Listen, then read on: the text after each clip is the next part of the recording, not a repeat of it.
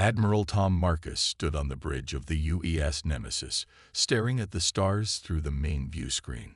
His weathered face showed the deep lines of a man who had seen too much death. 3 months ago, the aliens had attacked Earth's outer colonies without warning.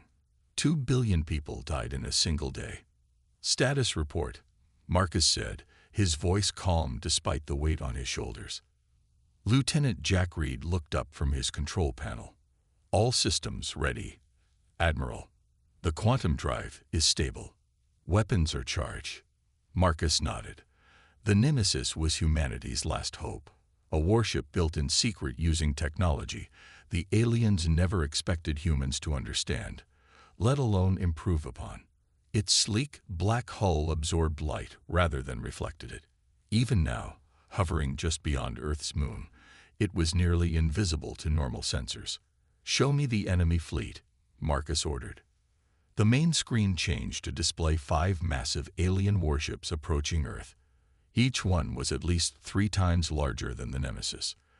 Their hulls gleamed with a metallic blue sheen that seemed to ripple like water. These were the pride of the Stellar Coalition, an alliance of 7 advanced alien species who had decided that humanity was too dangerous to allow into the galactic community. Reed's fingers moved across his control panel. Coalition dreadnoughts moving into attack formation. Their weapons are hot. Their shields are at maximum. Those shields had proven impenetrable to Earth's conventional weapons. During the first attack, hundreds of missiles and energy beams had bounced harmlessly off them.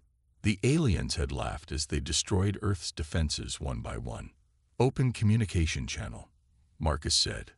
The screen flickered, and an alien face appeared. Admiral Dorn of the Coalition forces had 4 eyes arranged in a diamond pattern on his gray, leathery face. His mouth was a thin line that barely moved when he spoke. "Human," Dorn said, his voice translated by the ship's computer. "Your species has been judged and found wanting. You are violent, unpredictable, and dangerous. Surrender now, and we will spare your homeworld. Resist, and we will turn Earth into a memory." Marcus met the alien's 4-eyed gaze without flinching. "We tried peace. We tried diplomacy. You responded by killing billions of innocent people. A necessary precaution," Dorn replied coldly. "Your kind spreads like a disease. Better to cut out the infection before it spreads." "You made one mistake," Marcus said. "You didn't kill all of us." He signaled Reed to cut the communication. The alien's face disappeared from the screen. Commander Anna Wilson, the ship's chief engineer, approached Marcus. Her hands were stained with engine grease, and dark circles under her eyes showed she hadn't slept in days. "The Void Protocol is ready," she said quietly. "But sir, we've never tested it at full power. The simulations show a 90% chance of success. But if something goes wrong, we're no worse off than we already are," Marcus replied. "They're going to kill us all anyway." Wilson nodded grimly and returned to her station. Marcus addressed the bridge crew. "What we do today will be remembered for as long as humans exist. The Coalition thinks they know what humans are capable of. They think they've seen our best weapons, our best tactics." He paused, looking at each crew member in turn. "They're wrong." Reed's console beeped urgently. "Coalition ships are launching fighters. Hundreds of them." The view screen showed small craft pouring out of the larger ships like angry insects from a disturbed nest. Each fighter was armed with weapons that could level a city. "Good," Marcus said. "Let them commit their forces." The bridge crew exchanged nervous glances. This wasn't the reaction they expected from their admiral. "Sir," Reed questioned. "The more they commit, the more they'll lose," Marcus explained, "and the message will be that much clearer." He turned to Wilson. "Begin the Void Protocol." Wilson took a deep breath and pressed a sequence of commands into her panel. Deep within the Nemesis, something impossible began to happen. The revolutionary quantum drive, built from technology stolen from a crashed alien scout ship and improved upon by Earth's most brilliant minds, started to bend reality itself. The lights on the bridge dimmed for a moment, then returned to normal. A low hum filled the ship, felt more than heard, vibrating through the deck plates and up through the crew's boots. "Displacement field active," Wilson reported, her voice tight with tension. "Reality anchor holding steady." On the view screen, the approaching alien fighters suddenly seemed confused. They slowed, then started to circle, clearly unable to locate the nemesis. "They can't see us," Reed said with wonder in his voice. "The displacement field is working. We're partially phased out of normal spacetime." Marcus allowed himself a small smile. "Now for the real test. Target the lead dreadnought. Prepare the molecular dissociation beams." The weapons officer, Lieutenant Sam Grant, programmed the targeting sequence. "Target locked, sir." Marcus took a moment to consider what he was about to do. The molecular dissociation beams were unlike any weapon ever used in combat. They didn't explode, burn, or pierce. Instead, they simply convinced matter to stop being matter, to break apart at the molecular level. "Fire," he ordered. Brilliant white beams shot out from the nemesis, crossing the void of space in an instant. They struck the lead coalition dreadnought and passed straight through its shields, as if they weren't there. On the view screen, the crew watched as the massive alien ship began to come apart, not in explosions or fire, but in a silent, almost beautiful disintegration.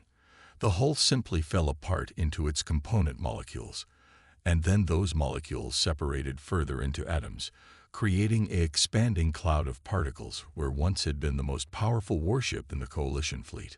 Admiral Dorn's ship was gone in less than 30 seconds. Stunned silence filled the bridge of the Nemesis. Even though they had helped build this weapon, even though they knew the theory behind it, seeing it work was something else entirely. "Target the next dreadnought," Marcus ordered, his voice steady. 2 more Coalition ships suffered the same fate as the first. The remaining 2 began to turn away, accelerating to maximum speed.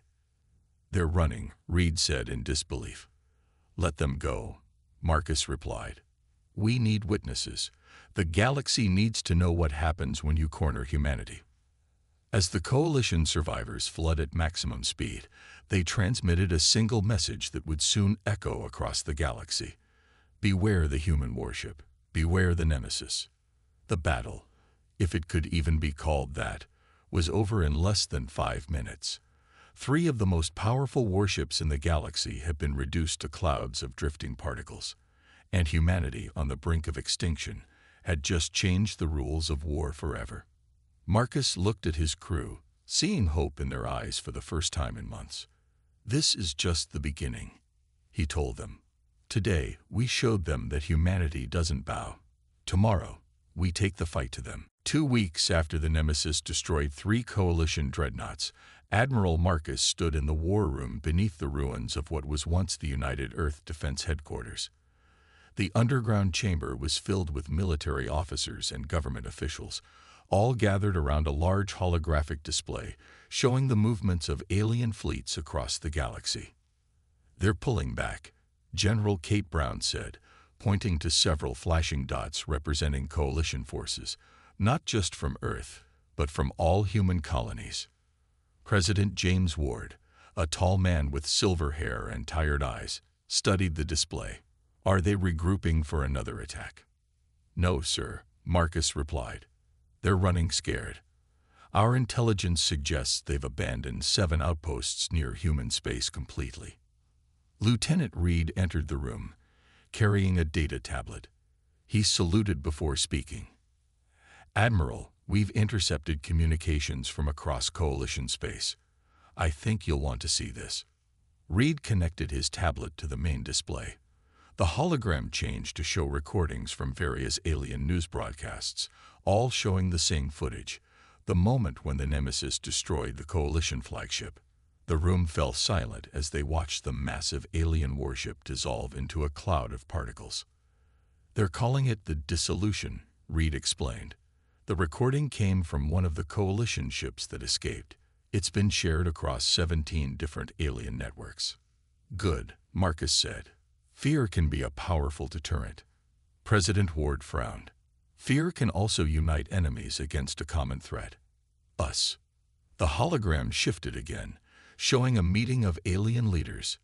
Various species, some humanoid, others with bodies shaped like nothing on Earth, argued heatedly. "This is from the Galactic Council," Reed said. "They've called an emergency session to discuss the human threat. Some are demanding immediate action, others are advising caution." An alien with blue skin and 4 arms spoke on the recording. "The humans have created a weapon that violates the laws of physics as we understand them. If they can do this to warships, they can do it to planets, to stars. They must be contained before they perfect this technology further." Another alien, this one resembling a large insect, replied. "The Coalition attacked them first, destroyed their colonies, killed billions. What did you expect them to do? Surrender and die quietly?" The recording ended, and President Ward turned to Marcus.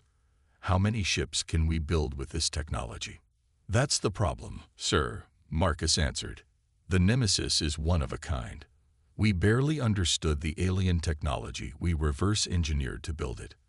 Dr. West and her team needed 3 years to create one working prototype." Commander Wilson stepped forward. "The quantum displacement drive is extremely complex, and the molecular dissociation beams require materials we can barely manufacture. We could build maybe 2 more ships in the next year, but not a fleet. Then we're still vulnerable," Ward concluded. "If they unite against us." An alarm blared, interrupting the president. Red lights flashed throughout the war room. "What's happening?" Ward demanded. A communications officer's voice came over the speaker. "Sir, we've detected a single alien vessel approaching Earth. It's not Coalition design. The ship is broadcasting on all frequencies, requesting permission to approach." "Show me," Marcus ordered. The holographic display changed to show a sleek, silver ship unlike any they had seen before. It was smaller than the Coalition dreadnoughts, with an elegant design that suggested speed rather than power. "It's a Meridian diplomatic vessel," Reed identified after checking his data. "The Meridians have stayed neutral in the conflict so far." "They could be carrying a weapon," General Brown warned. "A suicide attack." Marcus considered for a moment. "Get the Nemesis ready for immediate launch. If this is a trick, we'll respond accordingly." He turned to the communications officer. "Grant them permission to approach, but keep them in orbit. We'll send a shuttle up to meet them." 6 hours later, Marcus sat across from Ambassador Kell of the Meridian Empire in a secure meeting room aboard an orbital platform. The ambassador had a humanoid appearance, though his skin had a silvery sheen, and his eyes were completely black. "Admiral Marcus," Kell began, his voice translated by a small device on his collar, "your demonstration of power has changed everything. The Coalition believed they understood humanity's capabilities. They were wrong, and they have paid for that mistake." "Why are you here, Ambassador?" Marcus asked directly. "To offer an alliance," Kell replied. "The Meridian Empire has always recognized humanity's potential. While the Coalition sought to crush you, we chose to watch and wait. What you have achieved with the Nemesis proves we were right to do so." Marcus leaned forward. "An alliance against the Coalition. Against whatever comes next," Kell said. "The Coalition is fracturing. Some species want revenge. Others want to study your technology. Still others wish to make peace, but all fear what you might do next. We just want to be left alone," Marcus said. Kell's expression became grave. "That is no longer possible, Admiral. Your ship has changed the balance of power throughout the galaxy. Every species is now asking the same question. What if humans build more ships like the Nemesis? What if they build thousands? We couldn't if we wanted to," Marcus admitted. "The technology is too complex, the materials too rare. The Coalition doesn't know that," Kell pointed out. "And fear makes for poor judgment. Already, there are whispers of a preemptive strike against Earth, not by the Coalition alone, but by a temporary alliance of multiple species. They attack us again, they'll suffer the same fate," Marcus warned. Perhaps, Kell acknowledged. But even your remarkable ship cannot fight the combined fleets of a dozen worlds. My government offers not just alliance, but assistance.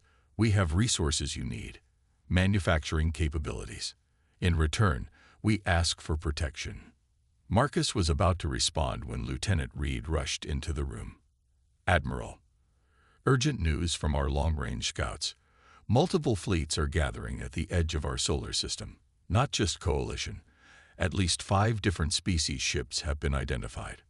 Ambassador Kell looked unsurprised. It seems the galaxy has made its decision faster than I anticipated. Marcus stood up. How many ships?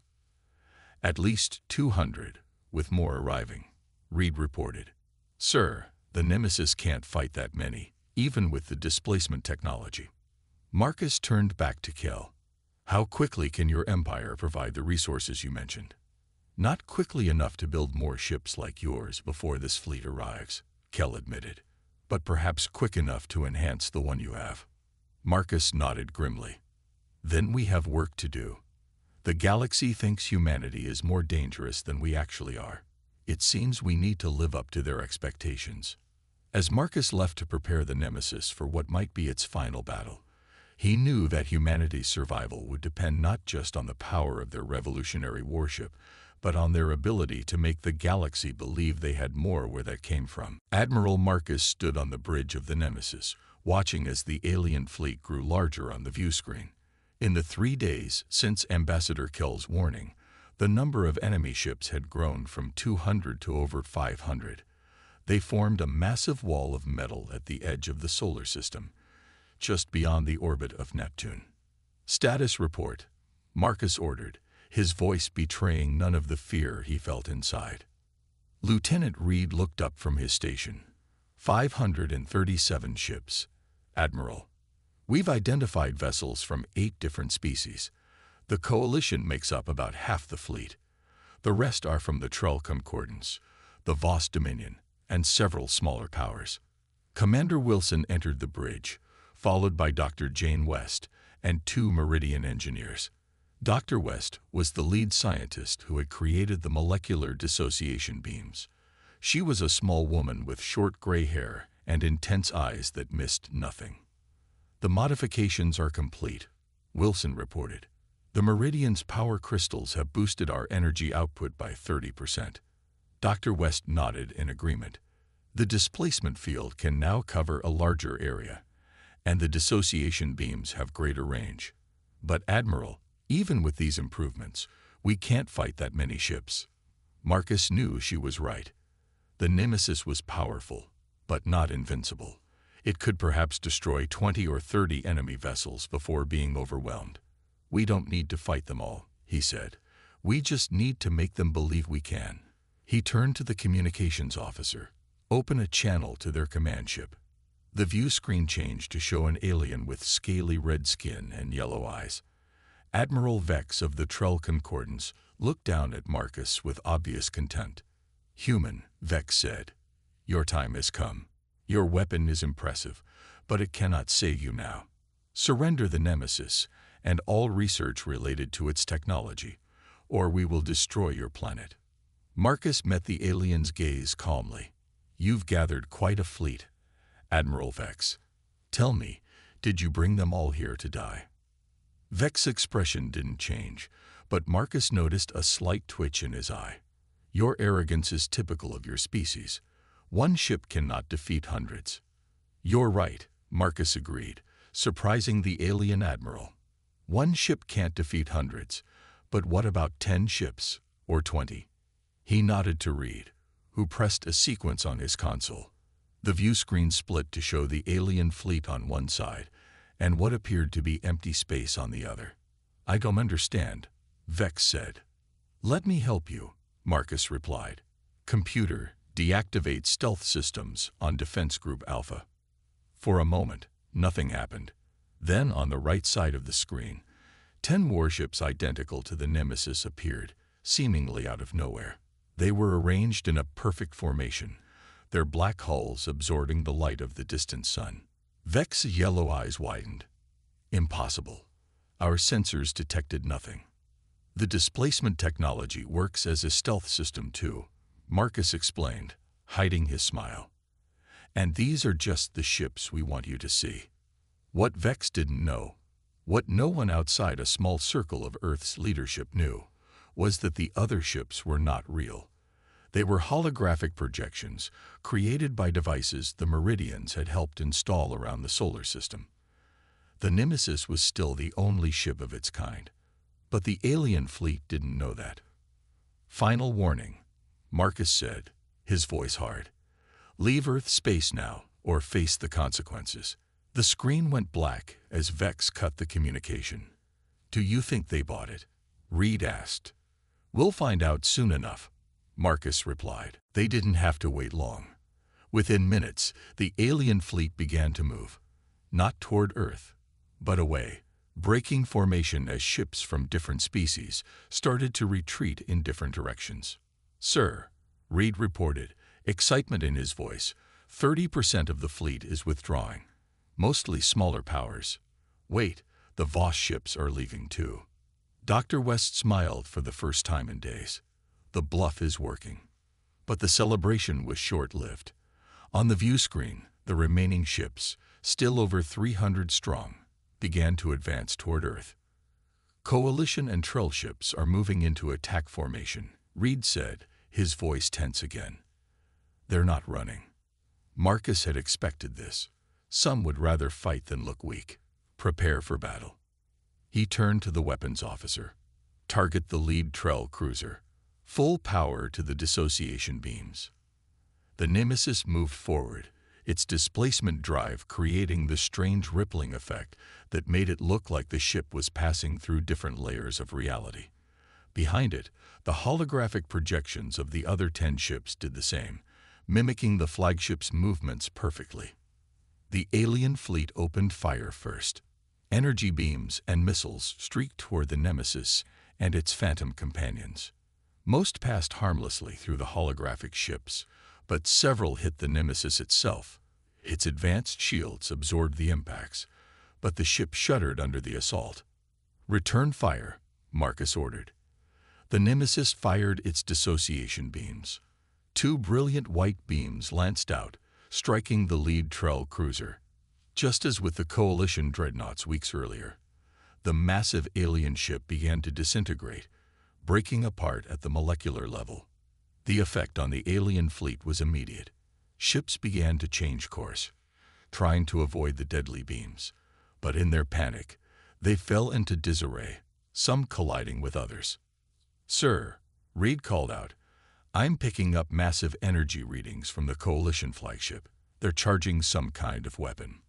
Before Marcus could respond, a massive burst of energy erupted from the Coalition flagship.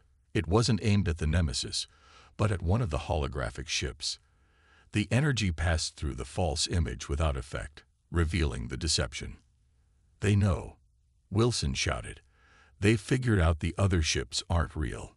The alien fleet regrouped quickly, and this time all their fire focused on the real Nemesis. The ship rocked violently as multiple impacts hammered its shields. Shields at 60% and falling, Reed reported. We can't take much more of this. Marcus gripped the arms of his command chair. The gamble had failed. The Nemesis was powerful, but it couldn't fight hundreds of ships at once. Earth was doomed. Then, just as hope seemed lost, new alerts sounded on the bridge. Sir, detecting multiple ships dropping out of faster-than-light travel, Reed exclaimed. They're Meridian vessels. 50 of them, heavily armed.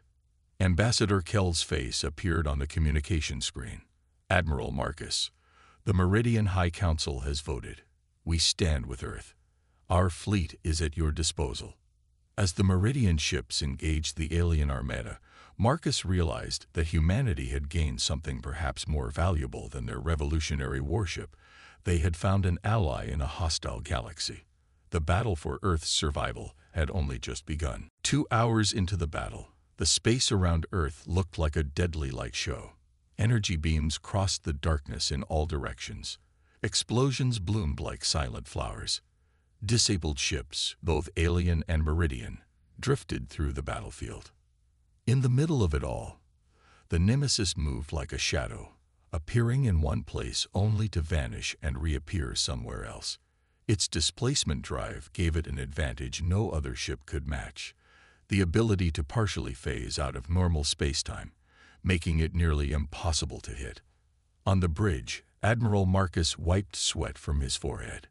Despite the ship's advanced cooling systems, the temperature had risen as power was diverted to weapons and defenses. "Status report," he ordered. Lieutenant Reed's fingers danced across his console. "We've destroyed 23 enemy vessels. The Meridians have taken down another 38.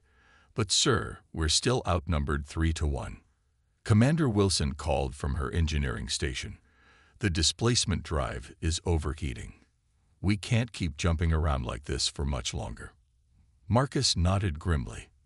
The Nemesis was the most advanced warship ever built by human hands, but it had limitations, and right now, those limitations were becoming dangerous.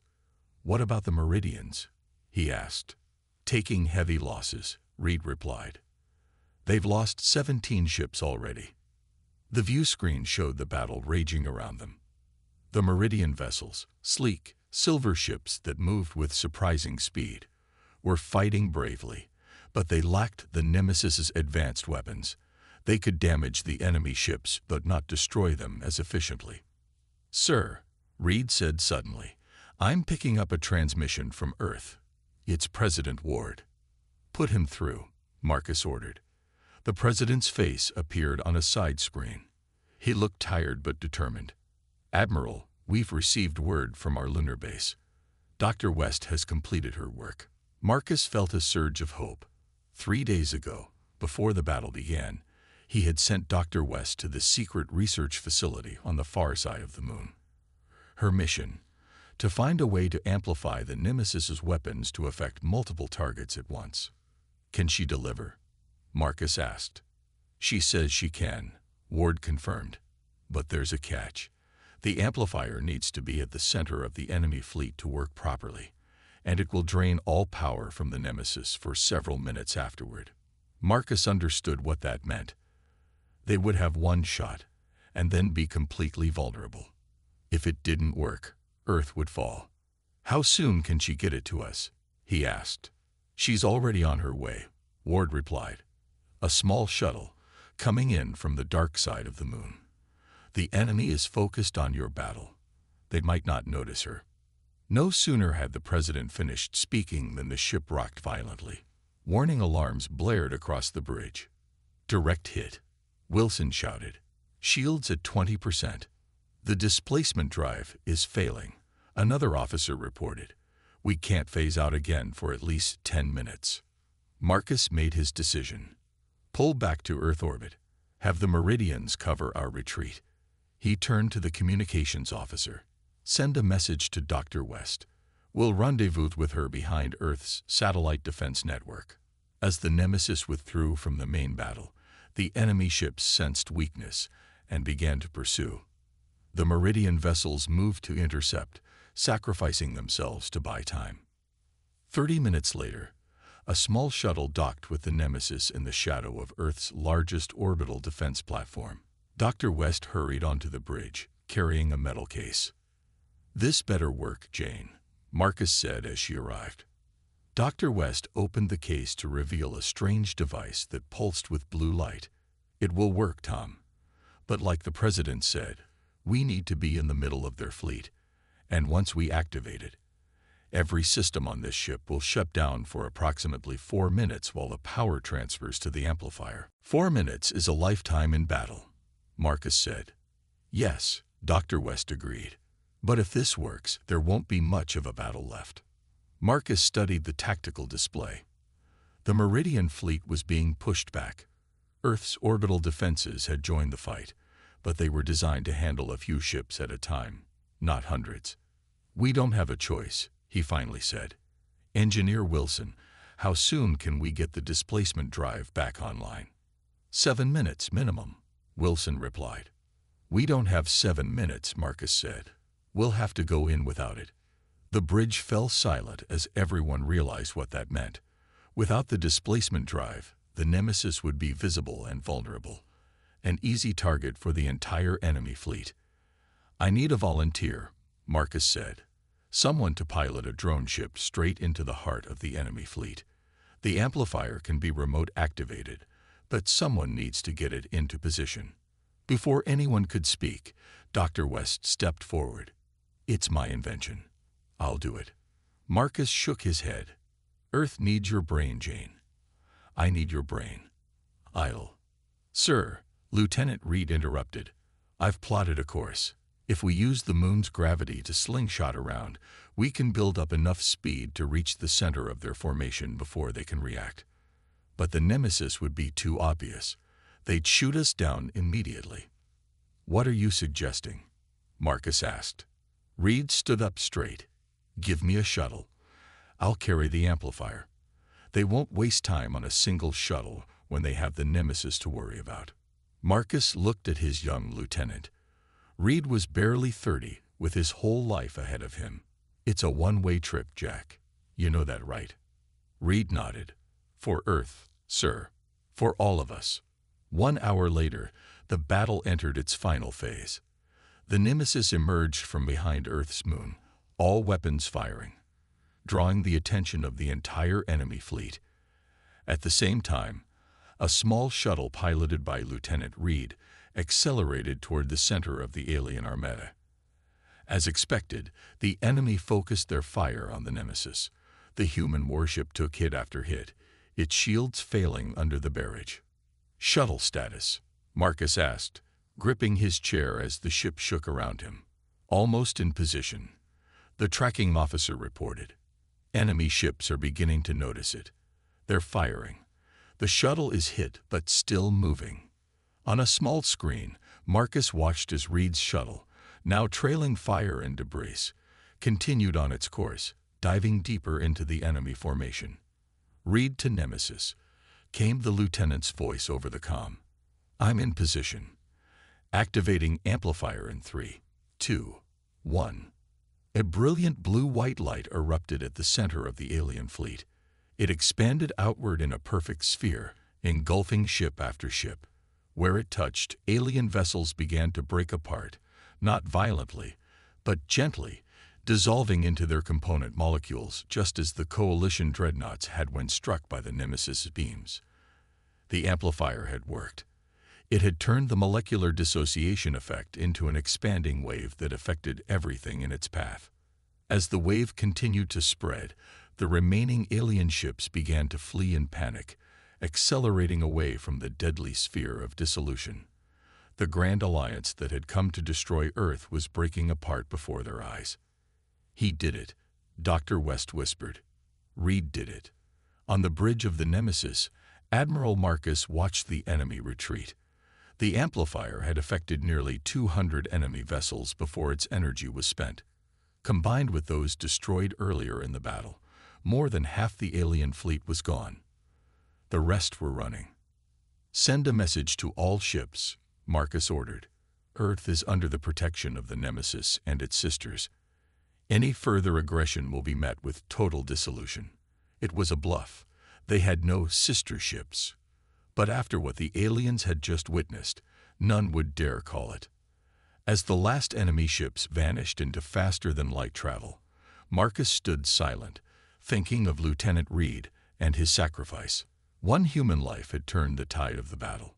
One human had saved billions. That, Marcus thought, was humanity's true strength. Not the advanced technology, not the deadly weapons, but the will to stand against impossible odds, and the courage to sacrifice everything for others. The galaxy had tried to exterminate humanity and failed. Now they would have to learn to live with humans as equals or face the consequences. 3 months after the battle that became known as the Great Dissolution, Admiral Marcus stood at the window of the newly built Earth Defense Headquarters, looking out at the rebuilt skyline of New Geneva. The city had been constructed in record time, a symbol of humanity's resilience and determination to rebuild. Behind him, representatives from 12 different alien species sat around a large circular table. They had come to Earth not as conquerors, but as diplomats seeking peace. The Nemesis had changed everything. "Admiral," President Ward called, gesturing to an empty seat at the table. "We're ready to begin." Marcus took his place next to Dr. West. In the months since Lieutenant Reed's sacrifice, she had become a hero to humanity, the scientist who had created the weapons that saved Earth. But Marcus knew the toll it had taken on her. She had lost a friend and colleague in Reed. "The Council of Worlds welcomes Earth's representatives," announced Grand Arbiter Tull of the Meridian Empire, who had been chosen to lead the proceedings. "Today, we formalize the peace between humanity and the galactic community." Ambassador Kell, now Earth's strongest ally, nodded in approval. Next to him sat representatives from species that had tried to destroy Earth just months ago. The contrast was not lost on Marcus. "Before we sign the peace accords," an alien from the Trell Concordance spoke up, "we must address the key issue: the weapon technology aboard the Nemesis and its sister ships." Marcus exchanged a glance with President Ward. The bluff about having multiple ships like the Nemesis had held for 3 months. None of the alien species knew that the Nemesis was still the only one of its kind, though Earth scientists were working day and night to build more. "What about it?" Marcus asked calmly. "Such power cannot be controlled by one species alone," the Trell representative continued. "We propose that all displacement and molecular dissociation technology be surrendered to a neutral council for safekeeping." Murmurs of agreement came from several of the alien delegates. President Ward leaned forward. "The technology that saved Earth from extinction. You want us to give it up after you tried to destroy us. It is precisely because of what this technology can do that we make this request," said a coalition representative. "Think of what would happen if every species had such weapons. Galaxy-wide destruction would be inevitable." Marcus had expected this demand. The alien species feared human technology because they couldn't match it, but he had come prepared with a counteroffer. "No," he said simply. The room fell silent. "Admiral Marcus," Grand Arbiter Tull said carefully, "perhaps you didn't understand the gravity." "I understand perfectly," Marcus interrupted. "You fear what you don't understand. You fear what you can't control. But this technology saved humanity when you tried to wipe us out. We will not surrender it." The coalition representative stood up angrily. "Then these peace talks are over. We cannot allow one species to hold such power over all others." "Please, sit down," Dr. West said quietly. All eyes turned to her. Despite her small frame and soft voice, she commanded attention. "You've misunderstood our position." She activated a holographic display in the center of the table. It showed technical schematics for the displacement drive and molecular dissociation beams, but with key components missing. "We won't surrender the technology," she continued, "but we will share some of it." The alien representatives stared at the display in shock. Marcus smiled slightly. This had been the plan all along, not to hoard the technology, but to use it as a bridge. "These are partial schematics," Dr. West explained. "Enough for your scientists to understand the basic principles, but not enough to build weapons like those on the Nemesis. We propose a joint research initiative with representatives from all species working together to develop peaceful applications of this technology." "Peaceful applications?" the Trell representative asked skeptically. "The displacement drive could revolutionize space travel," Dr. West explained. "The molecular manipulation technology could help build structures in space, clean up toxic environments, even cure diseases." Marcus stood up. "Humanity doesn't want to rule the galaxy. We just want to survive in it. But we won't do that by making ourselves vulnerable again." He walked to the center of the room.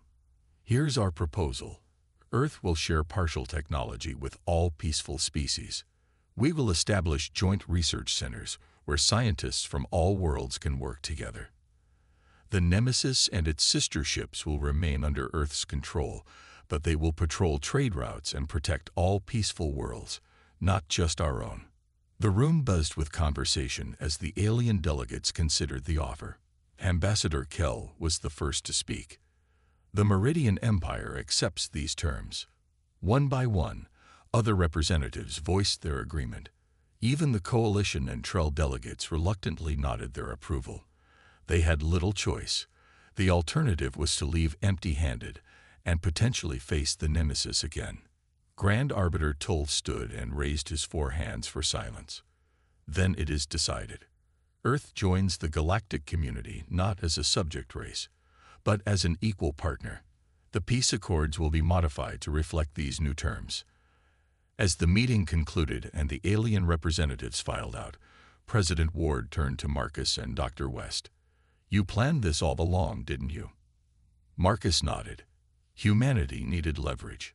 Now we have it. "What about the sister ships?" Dr. West asked quietly. "The ones that don't exist." Yet, Marcus corrected her with a small smile. "They don't exist yet, but they will." Later that evening, Marcus stood alone on the observation deck of the orbital station, where the Nemesis was docked for repairs. The massive warship, scared from battle but still imposing, filled the viewport. He thought about Lieutenant Reed, whose sacrifice had made this peace possible. About the billions of humans who had died in the colonies before the Nemesis could protect them. About the future that now stretched before humanity, no longer isolated on Earth, but part of a vast galactic community. The door behind him opened, and Dr. West joined him at the viewport. "Do you think it will last?" she asked. "The peace." Marcus considered the question. "Peace built on fear never lasts," he said, "but peace built on mutual respect and shared knowledge, that has a chance." "Is that why you agreed to share the technology?" "Partly," Marcus admitted, "but also because Reed didn't sacrifice himself so we could become the very thing we fought against. He died so humanity could live, not just survive, but truly live as part of something greater." Dr. West nodded, understanding. The Nemesis was built to protect humanity from extinction. Now it will protect our place in the stars. As they stood watching Earth rise over the lunar horizon, a message came through on Marcus's communicator. The first joint research team, human and alien scientists working together, had made a breakthrough. They had found a way to use the displacement technology to travel faster than ever before, opening up distant parts of the galaxy that had been unreachable. It was just the beginning. Humanity had faced extinction and emerged stronger. Their warship had been so deadly that the galaxy's first response was to run.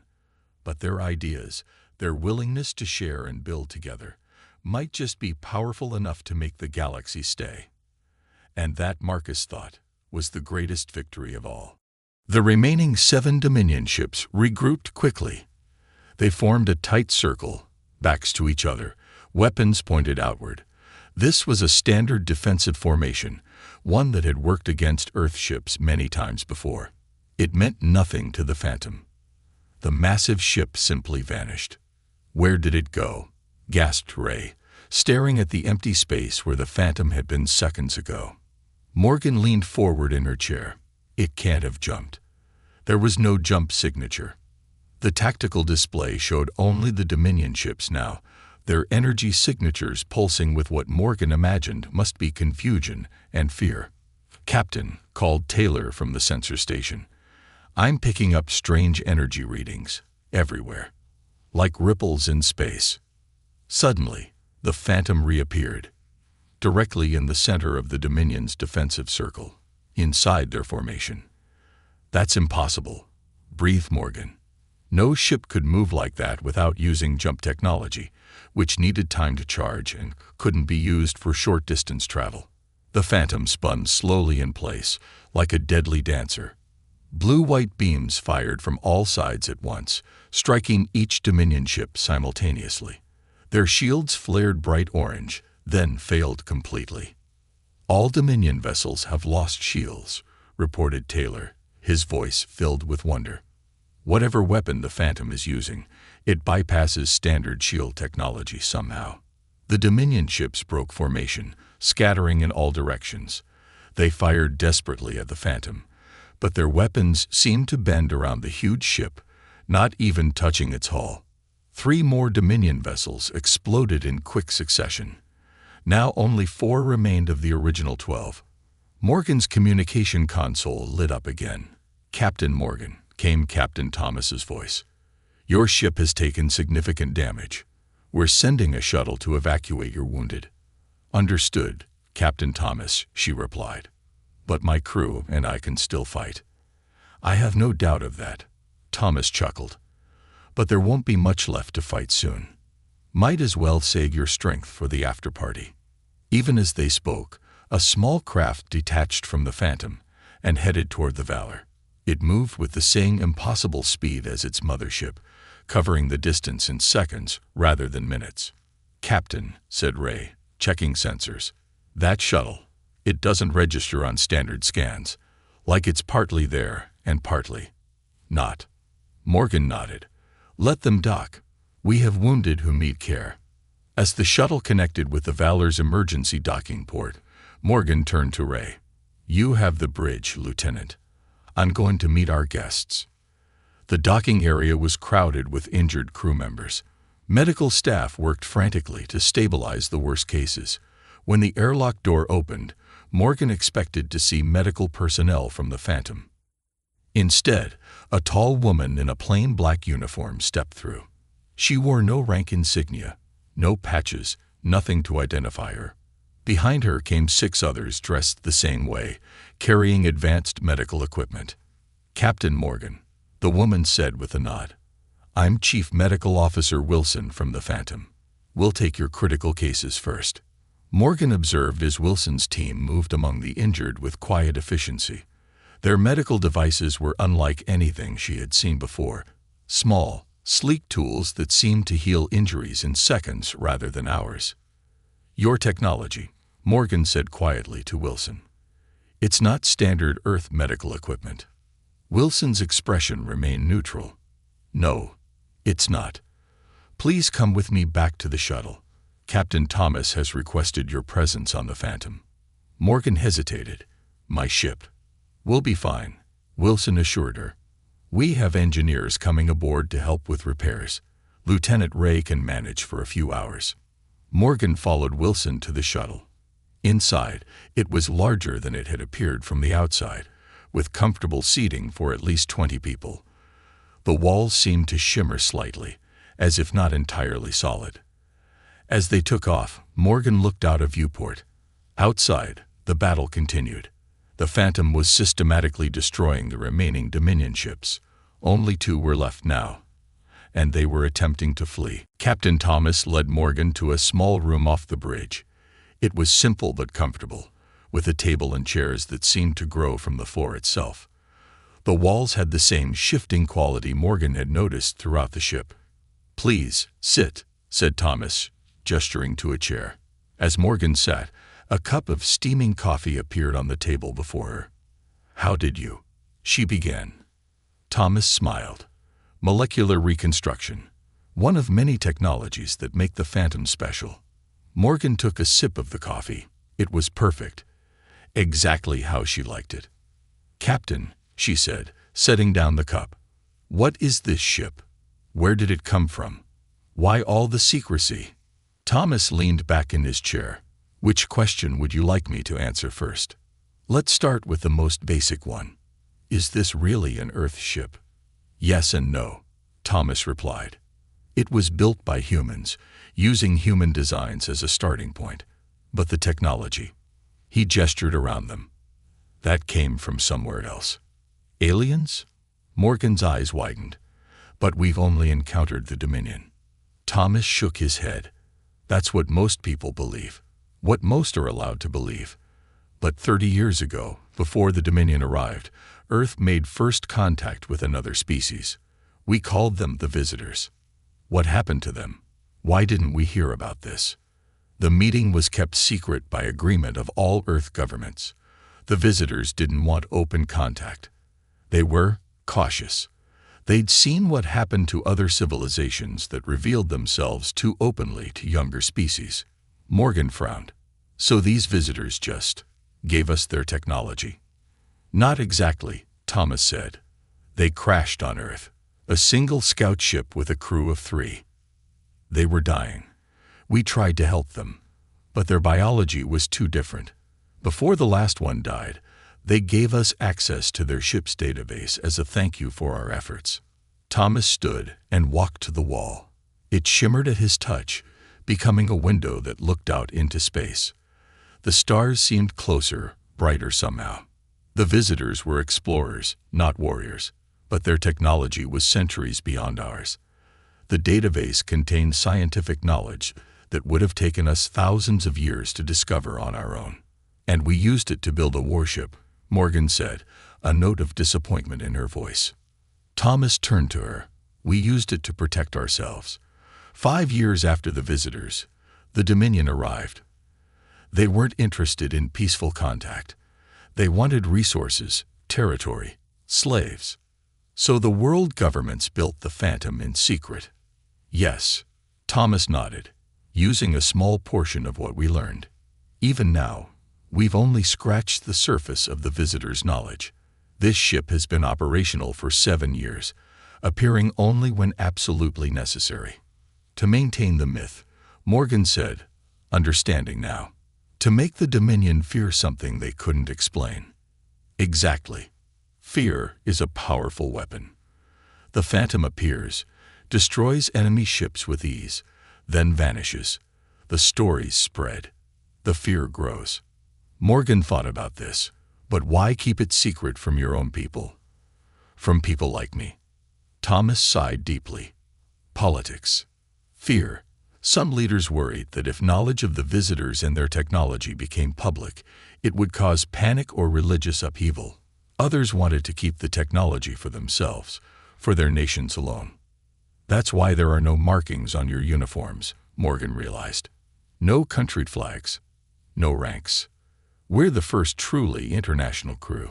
Scientists, engineers, and soldiers from every nation on Earth. We abandoned our old identities to serve on this ship. Morgan shook her head in disbelief. This is a lot to take in. A soft chime sounded, and a section of the wall shimmered. Admiral James's face appeared, as if on a screen. Captain Morgan, he said with a smile. I see Thomas has been filling you in. Admiral. Morgan nodded. You knew about this all along. I'm one of 12 people with full knowledge of the Phantom Project, each representing different regions of Earth. Admiral James stood at the front of the dimly lit room. The faces of 20 ship captains looked back at him, tired and worn from years of losing battles. The war against the Dominion had gone on for 5 years now. Humans were losing. Thank you all for coming, said Admiral James. His voice was deep and rough from too many sleepless nights. I know many of you traveled far to be here. He touched a button on his wrist device. A large screen lit up behind him, showing star maps and battle reports. The Dominion pushed us back in 3 more systems this month, he said.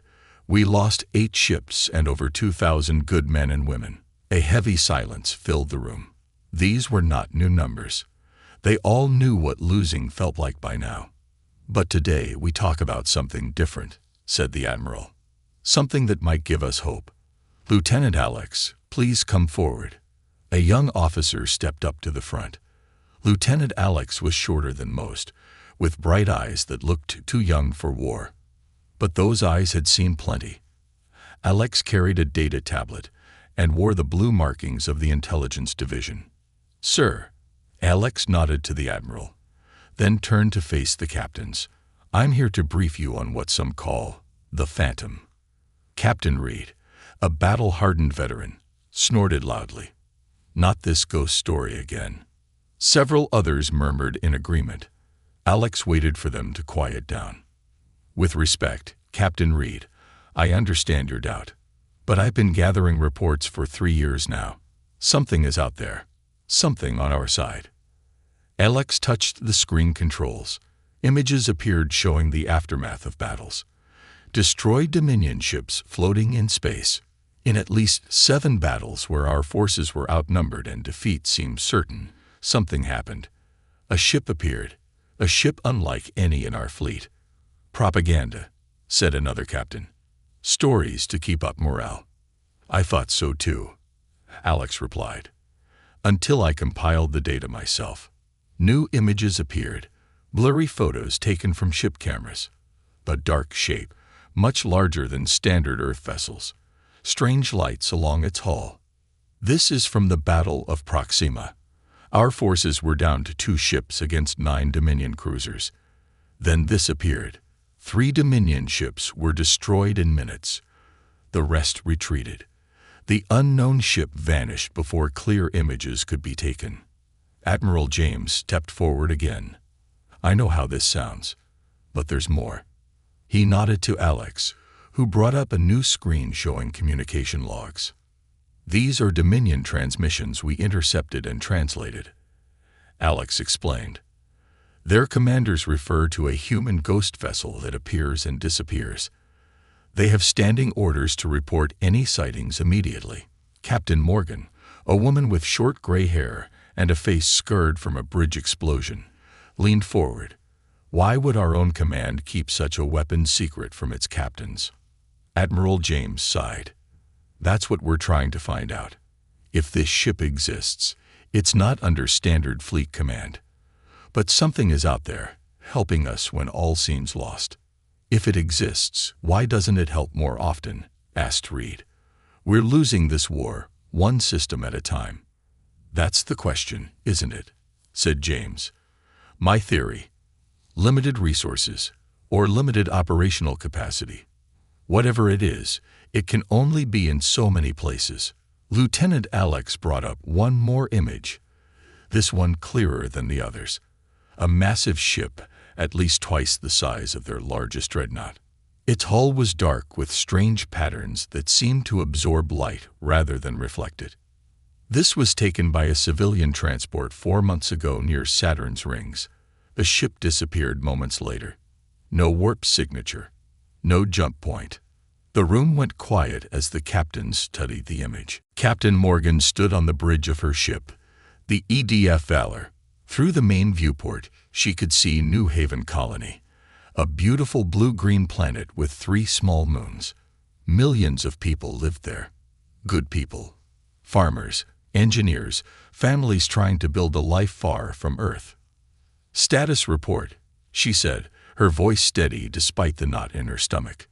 Lieutenant Ray looked up from his screen. Colony defense systems at full power. The other 2 ships are in position. The Swift is covering the northern approach, and the Guardian is stationed by the jump point. Morgan nodded. 3 ships. That was all Earth could spare to defend an entire colony world. Her ship, the Valor, was the newest of the 3, but even it was 10 years old. The other 2 were practically antiques. Any word from command? She asked. Nothing new, Captain. Just the alert that Dominion forces are incoming. Estimated arrival in 30 minutes. Morgan walked to the tactical display. The colony glowed blue at the center. Her 3 ships were green dots forming a triangle around it. Soon, there would be red dots. Many red dots. Open a channel to the colony, she ordered.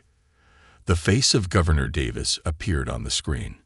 He was a thin man with kind eyes, now filled with worry. Captain Morgan, he said. Is it true? Are they coming? Yes, Governor. You need to activate all shelters. Get your people underground. We've already started. But Captain, 3 ships. That's all they sent. Morgan kept her face neutral. We'll hold them off, Governor. You have my word. When the screen went dark, Lieutenant Ray spoke quietly. Will we, Captain? Hold them off. We'll do our duty, Lieutenant, she answered. She touched the small device on her wrist, the one containing the special signal Admiral James had given her, just in case, he had said. But she wasn't ready to use it yet. Ghost ships and myths wouldn't save them. Only courage and skill would. All hands to battle stations, she ordered. This won't be easy. The alarm sounded 22 minutes later. Jump signatures detected. Called out Ensign Taylor from the sensor station. Multiple hostiles incoming. The space near the 3rd moon twisted and warped. A tear in reality formed, glowing angry red around the edges. And through it came the enemy. Count? Asked Morgan, her hands gripping the command chair tightly. 4, 7, 9, 12 ships, Captain, reported Taylor, his voice rising with each number. 12 Dominion warships, 4 heavy cruisers, 8 destroyers. Morgan felt her heart sink. 12 against 3. And their ships were bigger, newer, stronger. Open channel to all Earth ships, she ordered. When the light showed green, she spoke clearly. This is Captain Morgan. We are outnumbered but not outmatched. Remember your training. Remember what we're fighting for. All ships, battle formation Delta. Protect the colony at all costs. The 3 Earth ships moved into position, engines burning bright against the darkness of space. The Dominion fleet approached slowly, confidently. They knew they had the advantage. Their ships were dark and angular, covered in sharp edges that seemed designed to cut through space itself. Red lights pulsed along their hulls like evil heartbeats. "They're hailing us," said Lieutenant Ray. "Put them through," Morgan replied. But calling it just a ship felt wrong. It was massive, easily twice the size of the largest vessel Morgan had ever seen. Its hull was dark, almost black, with strange patterns that seemed to swallow light. It moved with impossible grace for something so large, sliding fully into normal space in seconds. "Is it one of ours?" asked Ray, his voice filled with awe. Morgan stared at the tactical display. The ship carried no identification beacon. No standard Earth markings were visible, yet something about its design, beneath the strange technology, felt human. "Dominion fleet is reacting," reported Taylor. "They're forming a defensive line. All 12 ships." On the screen, the Dominion vessels moved with sudden urgency, arranging themselves to face the newcomer.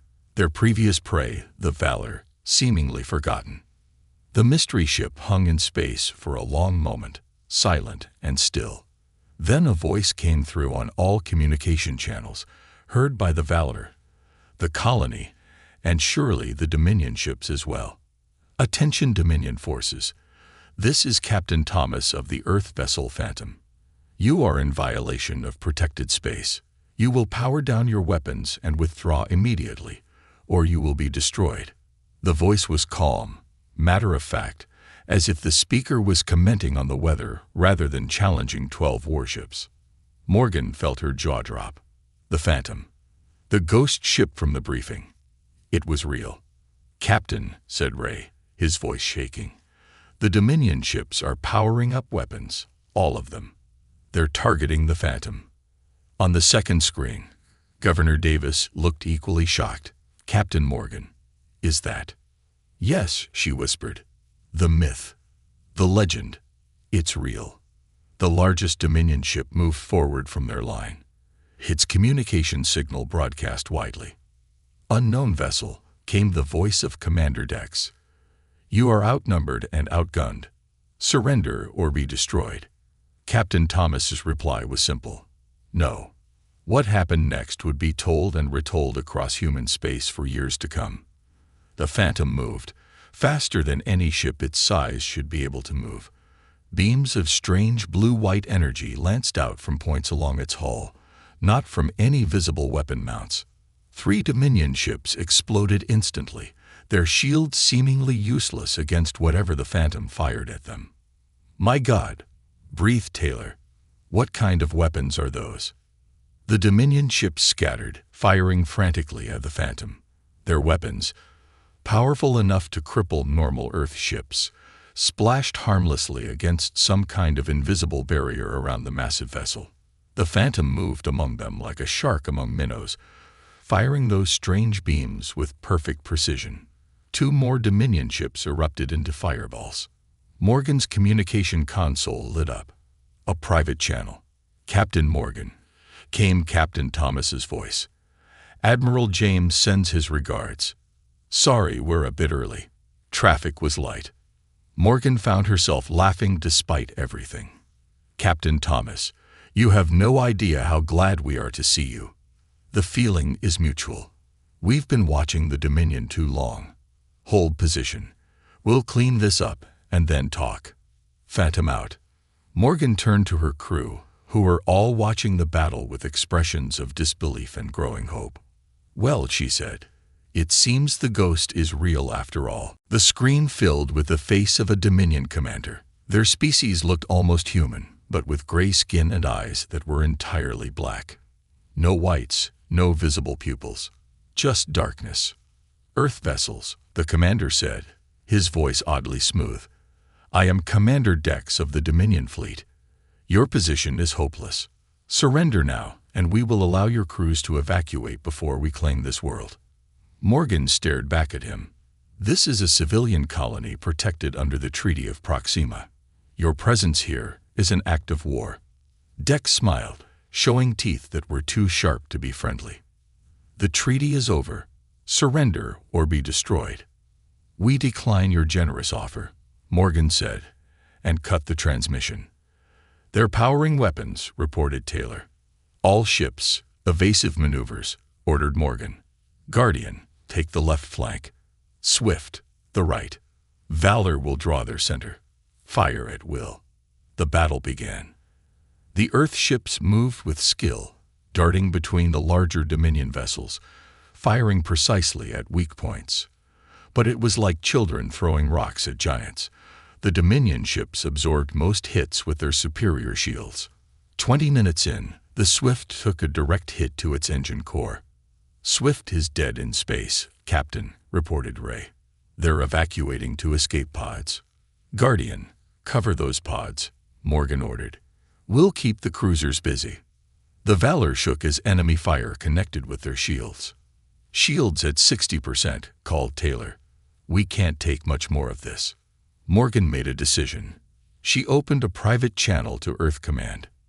"This is Captain Morgan of the Valor. New Haven Colony is under attack by superior forces. We are outmatched 12-3. Request immediate reinforcements." The reply came quickly, but it wasn't what she hoped for. "Captain Morgan, this is Admiral James. Hold position. Help is coming. Repeat, hold position for 6 hours." Morgan stared at the screen in disbelief. 6 hours? "Admiral, we won't last 60 minutes.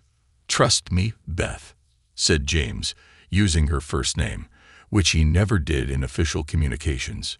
6 hours, I promise." The transmission ended. Another hit rocked the ship. "Shields at 40%, reported Taylor. "The Guardian is taking heavy fire now, too." Morgan looked at the tactical display. The Dominion ships moved like wolves circling wounded prey. The Guardian was limping, its port side blackened from weapons fire. The Swift was completely dark now, its escape pods racing toward the colony. 6 hours. Impossible. Unless. Morgan looked down at the device on her wrist. The special signal. The call for a ghost. "Captain." Ray was looking at her, waiting for orders. Morgan took a deep breath. "New plan. We need to last 6 hours, whatever it takes." She pressed the button on the device. A strange code pulsed out into space, on frequencies no normal ship would monitor. "What was that, Captain?" asked Ray. Morgan looked out at the stars beyond the battle. "A prayer, Lieutenant. A prayer to a ghost." 2 hours had passed since Captain Morgan sent the special signal. The battle had gone from bad to worse. The Guardian was gone now, destroyed in a flash of light and fire 30 minutes ago. Its crew had managed to launch most escape pods, but Morgan knew many good people had died. The Valor fought on alone, running on emergency power and determination. "Shields at 12%, reported Taylor, his young face streaked with sweat and blood from a cut on his forehead. "Engine 2 is offline. Weapons running at half power."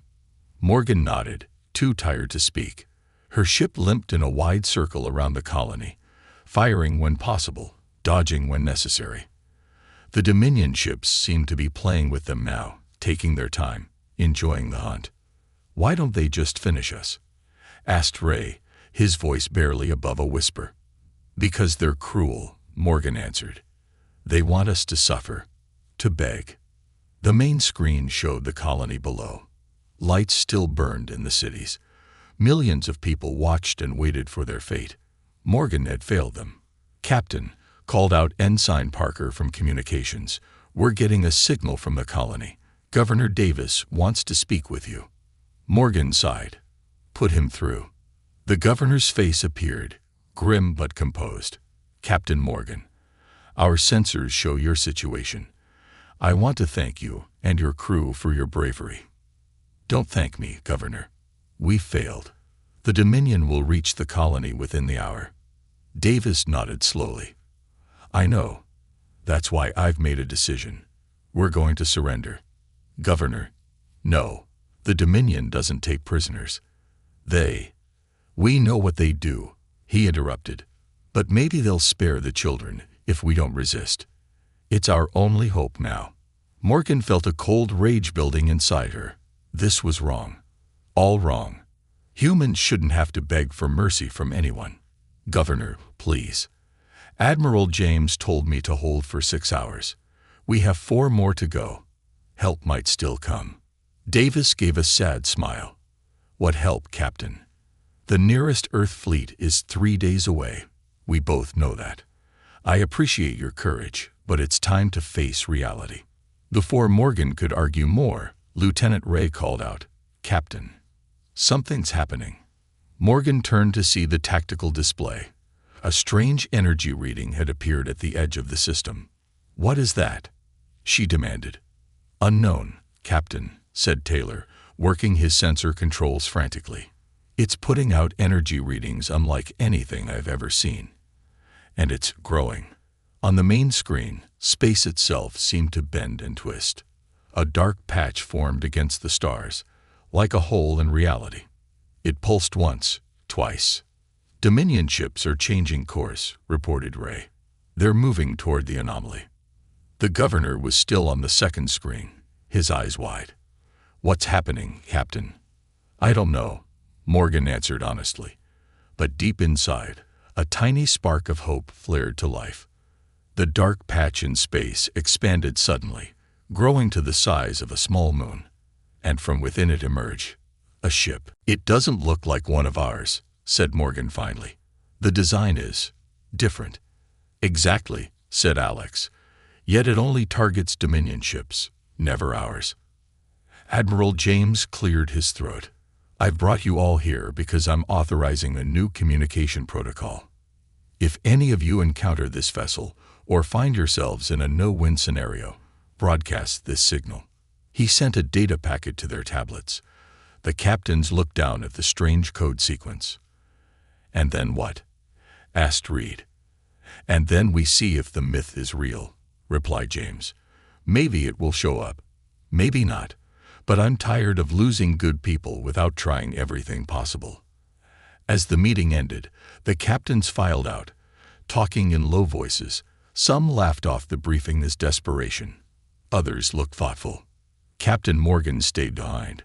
When the room emptied, she approached the admiral. "James," she said quietly, "level with me. Do you really believe in this ghost ship?" Admiral James looked at his old friend. They had served together for 20 years. 3 years ago. "No, but the evidence keeps piling up, Beth. And we need something. Anything." She nodded slowly. "New Haven Colony is under my protection next week. Dominion ships have been spotted heading that way. I know. If things go bad, use the signal," James said. "What's there to lose?" Morgan left, and James stood alone in the briefing room, staring at the image of the mysterious ship. Far from Earth, hidden in the asteroid belt of a system abandoned early in the war, a massive underground facility hummed with activity. Engineers in unmarked uniforms moved around a cavernous dock where a huge shape sat in shadow. 2 figures stood on an observation platform, looking down at the activity. "They're talking about us again," said one, an older man with white hair. "Admiral James held a briefing today." The second figure, tall and thin, nodded. "Good. The legend grows." "Is the ship ready?" asked the first. "After the repairs from the last battle." "Yes. Power systems at 98%. Cloak functioning perfectly." "And the crew?" "Tired, but ready." A light flashed on the console between them. "New distress pattern," said the younger man. "Matching our protocol." "Where?" "New Haven Colony. Dominion battle group incoming. Estimated arrival in 6 hours." The white-haired man sighed. "Alert Captain Thomas. Tell him to prep for jump." Below them, lights began to glow along the hull of the massive ship. For a moment, its full shape became visible.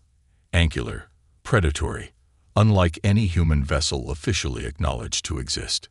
The Phantom was awakening again. "Why am I being told this now?" Morgan asked.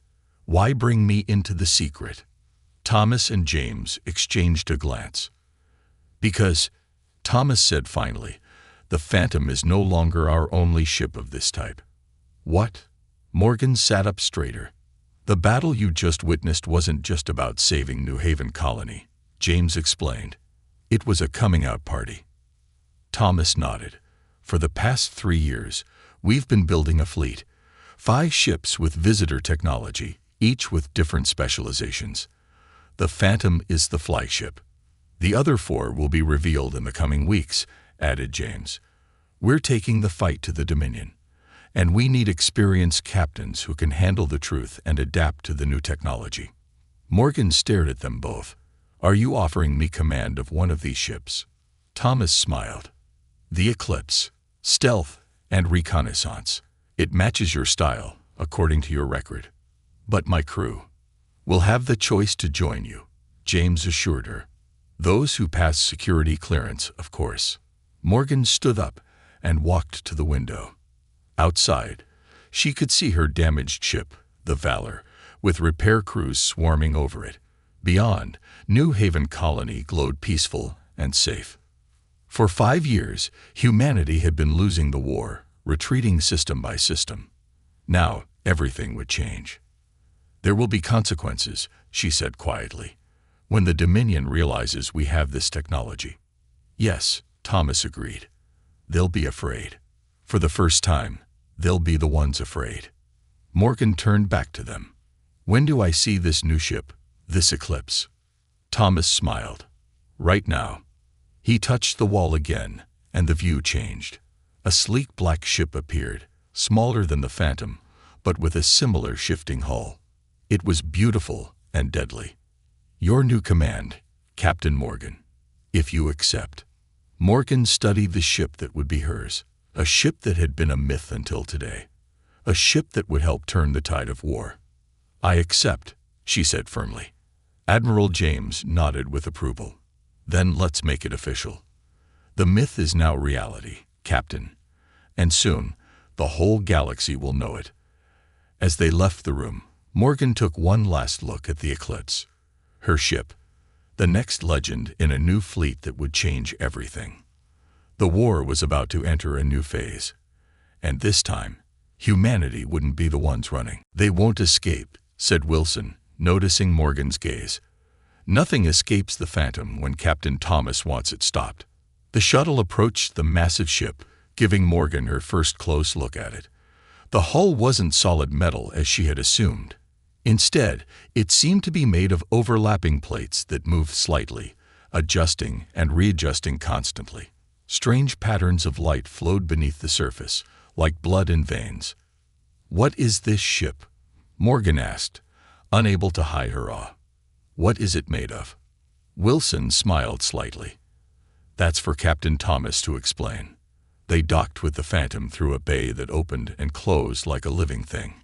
Inside, the corridors were wide and well-lit, but with the same slightly shifting quality as the shuttle.